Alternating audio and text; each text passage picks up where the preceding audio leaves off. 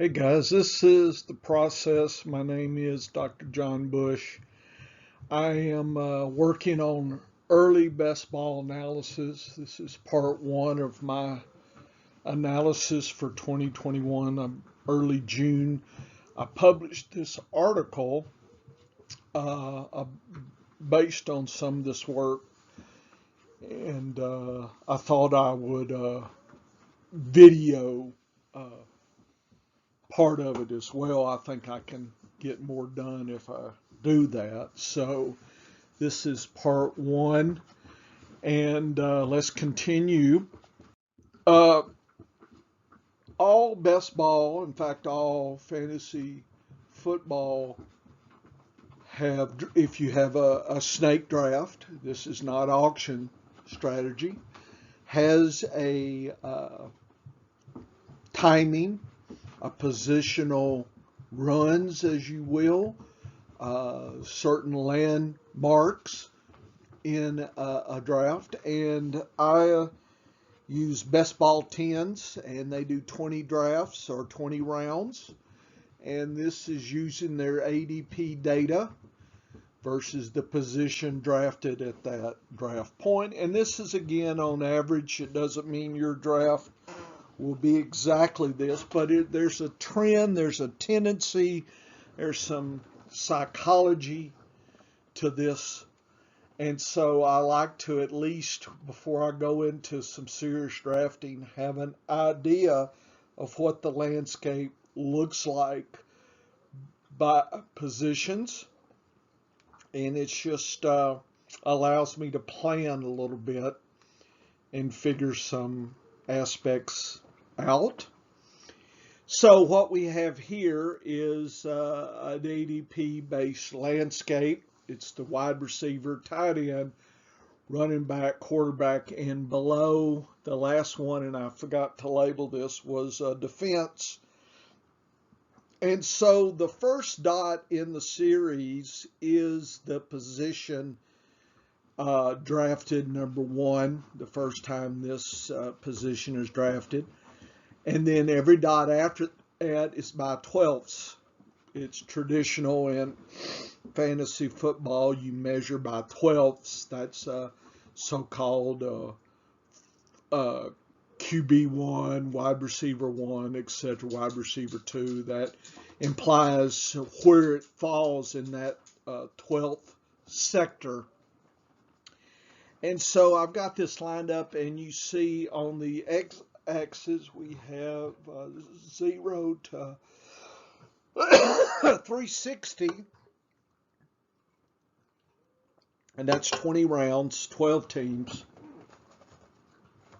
And we allowed, and then like I said, I marked by colorized circles, landmarks for us to think about and see the flow of the draft.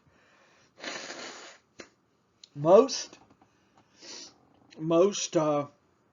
drafts that I've seen, running backs are going to start off the show, and so notice the first circle is at the first position there. And if you follow that, then the first 12 running backs are gone near the 24th pick here. And I also do that here. See the second? That means the second wave, or the second 12ths, or RB2, start at about that position, and they end at the 60th position. Here's a 3, and then the 3s end at the 4, at the somewhere around 100 or so, 4th, 5th, 6th, 7th. This would be 8th. And I should have labeled 9th, but getting pretty weak out there. So now you can look by dots at the pattern, or you can use the pattern or the process that I've outlined here. and you can see some things that are happening. So if you look at wide receivers and running backs, those tend to be the key. Most people are grabbing 6 running backs, 7 wide receivers, 2 tight ends, 2 quarterbacks, 2 defenses. People then change the amounts and whatnot, and that's part of the strategy. I like to take 3 defenses, so that's just a strategy that I have. So you look through, and if you RBs are going first, wide receivers, you're getting the first 12 right before the 36th pick, or that's round 1, 2, 3. So at the end of round 3, the first 12 wide receivers are off the board. But notice that there's a lot of pressure at that point, and people start really drafting from 36 to 55 or so the next 12. So it took 36 picks to get 12, and it takes about half that to get 12 more, or 24. Whereas running backs, the 24th running back is later than the 24th wide receiver. So the wide receivers catch up at that point. So the strategy is wide receivers are going after the running back, but then from 36 to 55, so round 4 or 5, people are grabbing maybe 2 wide receivers on average, maybe coming back to a running back near the 5th, 6th round. So that's the kind of information. If you want to be different, change, and people talk about 0 running back, 0 wide receiver, etc., late tight end, early tight end, lots of different variants, and a lot of times it's what people have been successful with in the past, not thinking that every season does have changes, but that's how we probably default. Is I took whatever last year's and I won, so I'm going to do it again. Well, if it works out, great. The first tight end is taken in round 1, and that's Kelsey, about 7th or 8th pick. And then the next 11 don't show up till 10 rounds later, they're gone. So if you miss out on the first tight end, you have until the 10th round to grab a top tight end as far as tight end 1. Some people want the top 5, top 6. Probably you've got to pick one within the 5th, 6th round, that kind of thing. So you need to plan. The first quarterback, Mahomes, is going in the third round, third round, at 36th pick. And then the next 12, or all the QB1s, are gone by 108-ish.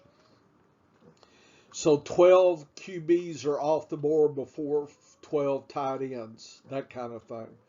So that's the information you need. The first defense is taken at about 168th, and 12 are really concentrated by the 204, and 24 by 264. So everybody turns to defenses at that point. So if you take early while people are jumping on, then you're, kind of beating the run, as it were. So you need to just kind of think about, pause, go through this in your head, and decide a process. Some people just kind of don't pay attention and just kind of pick whatever looks handy, and that's fine. I personally like metrics and stats, and I like to think about a journey. It doesn't mean that I am stuck on that, right? Things happen, right? Sometimes runs occur that you would predict. Then you roll with it, right? I mean, you don't have to stick to a plan. So in the article, you can look at some of the verbiage I talked about here a little bit.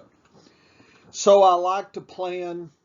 I tend to go right now in best ball. I've been going early QB. In redrafts, I tend to go later QB. Tight ends, I do a barbell approach. I either take one real early or wait. Okay. Depending on the draft pick, I will pick either a running back or a wide receiver. You know, if there's a good running back, the first 4 or 5, then I'll probably do that. Kelsey's around in best ball, I will do that. And if not, then I will pick somebody like Tyreek Hill as my wide receiver there. May even take 2 wide receivers if I'm at pick 12 and 13, that kind of thing. So you've just got to decide and keep records on what's helped you out in the past. If we just looked at ADP and draft picks, in other words, you know, I got draft pick 1. If you follow the 20 picks or the 20 rounds, this is the number of each position you would land on naturally. If everybody in the draft only picked where they landed, then this would be the distribution of the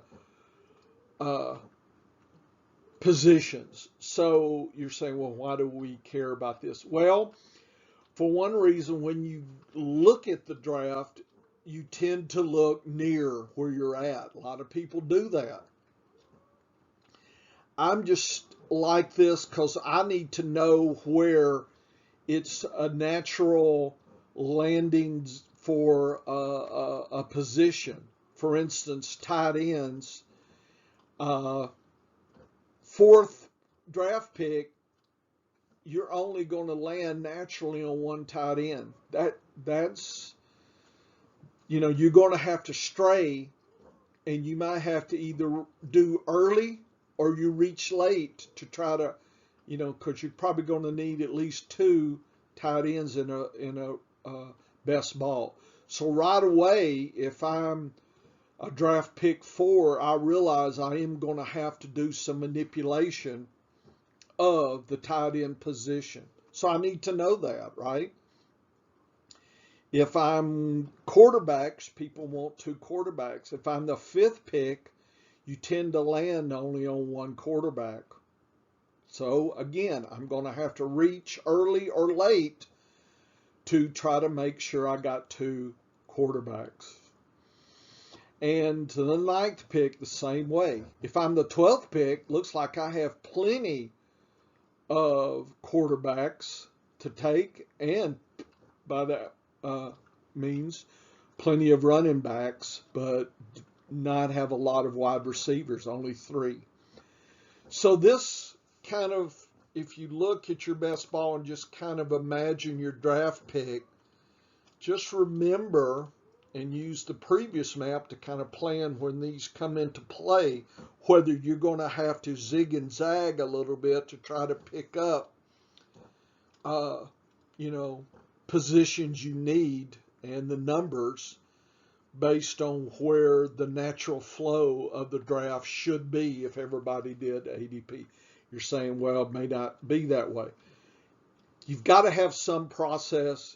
You got to have some plan. Okay, that's I don't get just kind of la la la la la and you know wherever you end up. That's just not how I am comfortable dealing with the draft. I like to at least have some thinking points. Okay, and this is another help that I find. And again, this is in the article I just published on Fake Pigskin as well. Okay, Continuing on, this is looking at the best ball round and what are the numbers of positions that are taken by round. And I give you then an interesting aspect, percentage of running backs taken of the total. So tends to be 69 running backs over 20. So 13 are gone by 13% are gone by round one. Okay, there's an emphasis there. Check it out. 30%, so 1/3 of all running backs are taken by the third round. So there is going to be a scarcity situation. Notice with wide receivers, you're going to have to go into what? 9, 14, 20.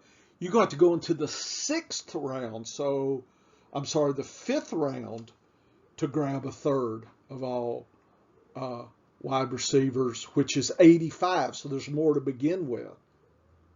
So there's a bias to take in a few more wide receivers on average. And I have the average down here. People are taking 2 to 3 quarterbacks, 6, 2 defenses, 2, 2.5 tight ends. So some people 2, some people 3, and then 7. So you need to know what is, kind of like a tick, tick, tick. What's each round? What is the numbers remaining here? So 70% remain after round 3 for running backs, and after round 5, 70% remain. I also like to keep track of the ratio per round, just see what's the bias, and I have that listed here. So it's running back, first and third, and there's an equal thing here. Most likely people are not taking running back, but some are, obviously. Notice the pressure here. People bias in rounds 4, 5, and 6. They rush immediately to the wide receiver. So people are worried they don't have enough wide receivers early. So there's that tendency by round 6 to try to have a balanced team. I think that's just something that's driving a lot of people. People don't want to take 6 running backs or 6 wide receivers in a row. That's psychologically very hard to do. Okay? So people on the other extreme are going to then balance it out. You can take advantage of that in rounds 4, 5, and 6. So if you did the exact opposite, wide receiver, running back, wide receiver, running back, then, you're completely zigging while others are zagging, and that might give you an advantage. It's just something for you to consider. And then round 7 and 8, there's an equal chance of grabbing one or the other.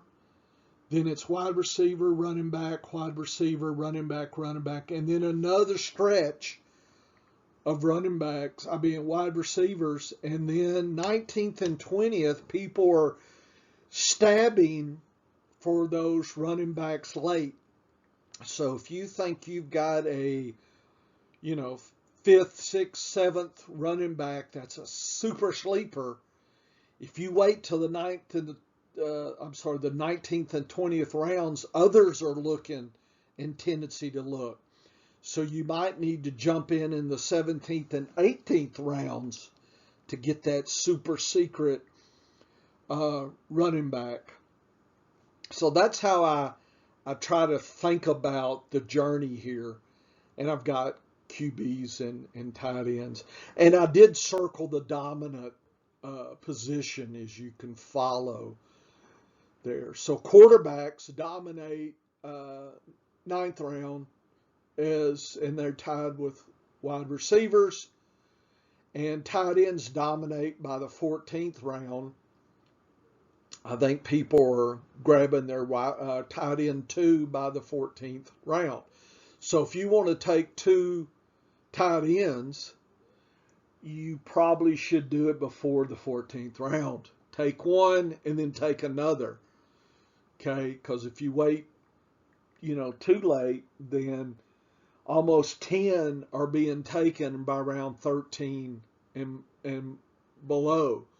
So the pickings are going to get slim there.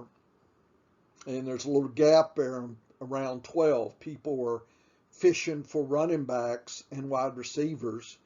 Maybe that's where you pick that second tight end up around 12. You see that gap right here. Okay, right there. And I guess, of course, I need a different color here. There it is. So that's the kind of thing I'm looking for. These gaps, these breaks. Here's another break for tight ends. So I wouldn't wait to the 8th round if you're going to take a later tight end, because check that out. 11th tight ends go 8th through 11th. So there's this big rush. Ooh, I missed out on tight end. Better jump in now, 8th round. Jump in at the 7th round. Beat that run. Okay, beat that run. If you're going to take a later tight end, you need to do it round 7. Beat that run. That kind of thing. So this is showing how I use this metric here. And again, you can find this. You can watch this again, or you can find this on the article here. Okay, in Fake Pigskin. Okay, here we go. So I did a moving average of these, and I listed the bias below the round number. First, second, third, fourth round, and you can see the bias. And I did note when there was some quarterbacks and tight ends kind of as well. And you can see that running backs first, then wide receivers, then you start seeing tight ends, some early tight ends and QBs coming in by the 8th round. And then people were grabbing running backs and wide receivers again, 11th through 14th. And the the running backs drop. So they're check this out. Very few are being grabbed rounds 15, 16, 17. Everybody's fishing for defenses and other things. Like I said, if you wait too late here, notice it goes right back up. So this is the time to grab these.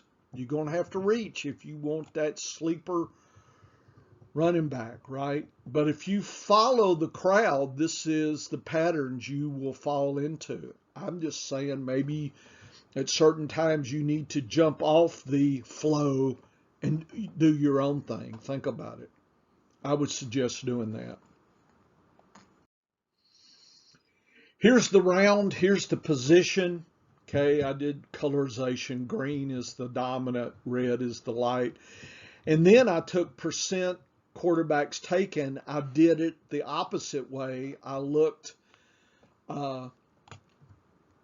for the percentage of up to 100%. So, for instance, round 11, 10 to 11, you see 48 to 58. So half the QBs are taken here. Okay, half.